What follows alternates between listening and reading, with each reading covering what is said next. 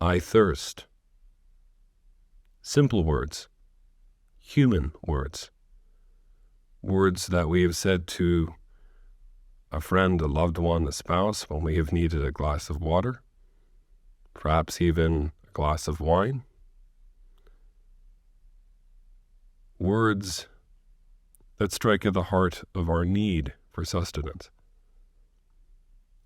Yet these words are among the last recorded of Jesus of Nazareth when he is upon the cross, according to the Gospel of John, the Gospel that emphasizes both his humanity and his divinity.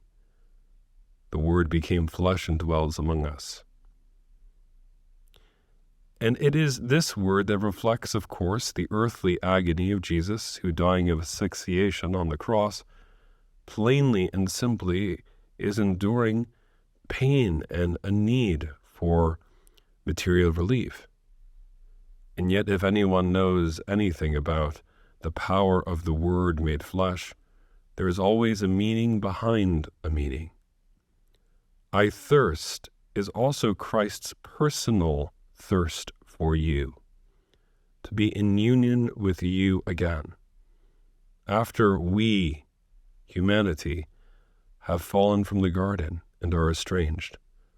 According to Mother Teresa of Calcutta, in her earthly life and her meditations on these very words, I thirst, Christ individually hungers for true and lasting Eden, kingdom presence for every soul whom he is redeeming on the tree.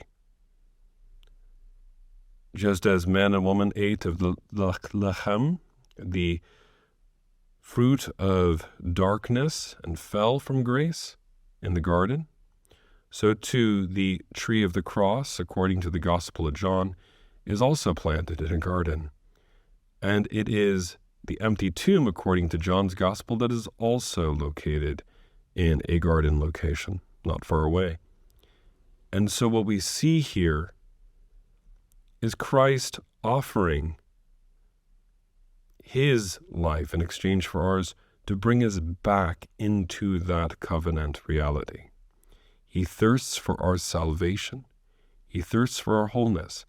And Mother Teresa pointed out that in the cry of the poor, in the neediness of those around us, some who are materially rich but spiritually poor, others who are spiritually rich and materially poor, there are always individuals around us who are in need of that spiritual sustenance that only Christ can offer.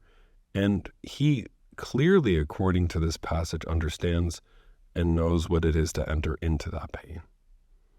We have a God who so loves us. He has not only entered into the human experience for a time, he is forever the Word made flesh, through Mary's yes. Will we dare also to say yes, even if that leads us to the cross?